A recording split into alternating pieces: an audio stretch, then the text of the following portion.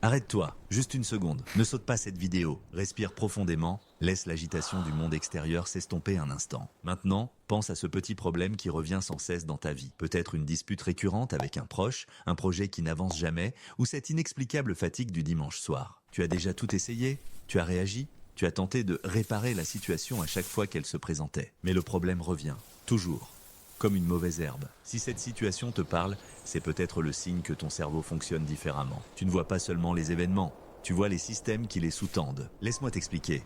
C'est un sentiment que tu connais bien, même si tu n'as jamais mis de mots dessus. C'est ce décalage.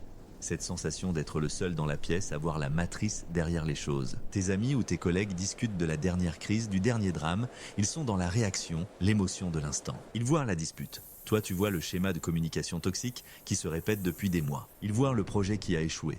Toi, tu vois que les fondations, les objectifs de départ n'ont jamais été clairs. Ils voient ta fatigue du dimanche. Toi, tu vois le système, une semaine de travail qui ne te nourrit pas, créant un vide que le week-end ne peut combler. C'est épuisant, parce que tu ne peux pas simplement réagir.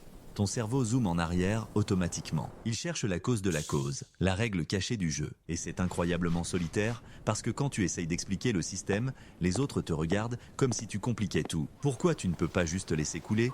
Tu réfléchis trop. La vérité, c'est que tu ne réfléchis pas trop. Tu réfléchis différemment. Alors, quelle est cette mécanique ? Pourquoi ton cerveau fait-il ça ? Ce n'est pas un défaut, c'est une orientation cognitive. Une préférence pour la pensée systémique. La plupart des cerveaux sont optimisés pour la pensée événementielle. C'est rapide, efficace pour la survie. Lion, flèche, courir.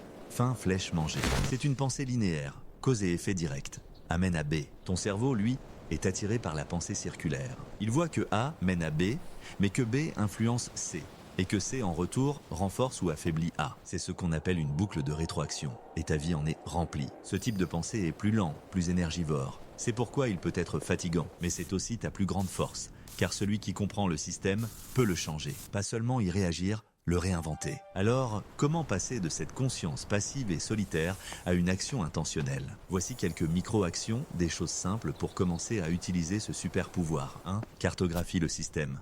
Ne le garde pas dans ta tête, rends-le visible. Prends ce problème récurrent. Écris-le au centre d'une feuille. Fatigue chronique, disputes avec X, procrastination, puis commence à tracer des flèches. Qu'est-ce qui influence ce problème ? Qu'est-ce que ce problème influence en retour ? Sois honnête. Le café du matin, la peur de l'échec, le besoin de plaire, tout est de connecter. Le simple fait de voir le système sur papier désamorce sa charge émotionnelle. Il devient un puzzle, pas un échec personnel. 2.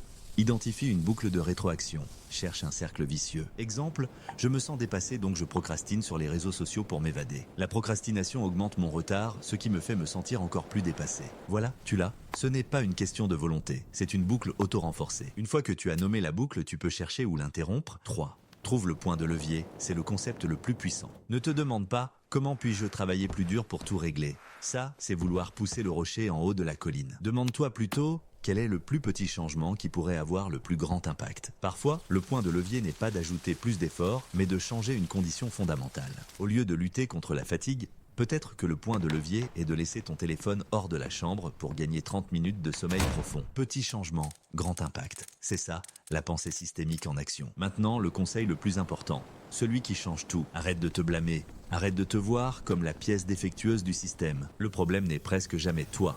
Le problème est la conception du système dans lequel tu évolues. Tu n'es pas paresseux. Ton système de gestion de l'énergie est peut-être inadapté à tes besoins. Tu n'es pas trop sensible.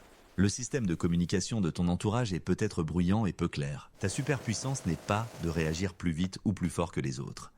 C'est de voir le plan de la machine et d'avoir le courage de la redessiner. Change les règles du jeu, pas seulement la force avec laquelle tu joues. Cette façon de voir le monde n'est pas un fardeau, c'est une boussole. Elle te guide non pas vers des solutions rapides, mais vers des changements durables. Elle te permet de construire une vie qui est une création intentionnelle, pas une série de réactions accidentelles. Alors la prochaine fois que tu te sentiras en décalage, la prochaine fois que tu verras le schéma que personne d'autre ne voit, ne te dis pas « quel est mon problème ?» Demande-toi « quel système suis-je en train de voir ?» Et comment puis-je l'améliorer ? Ta perception n'est pas un bug, c'est une mise à jour. Utilise-la, fais-lui confiance. Le monde a assez de gens qui réagissent. Il a besoin de plus de gens qui comprennent. Et ça, c'est toi.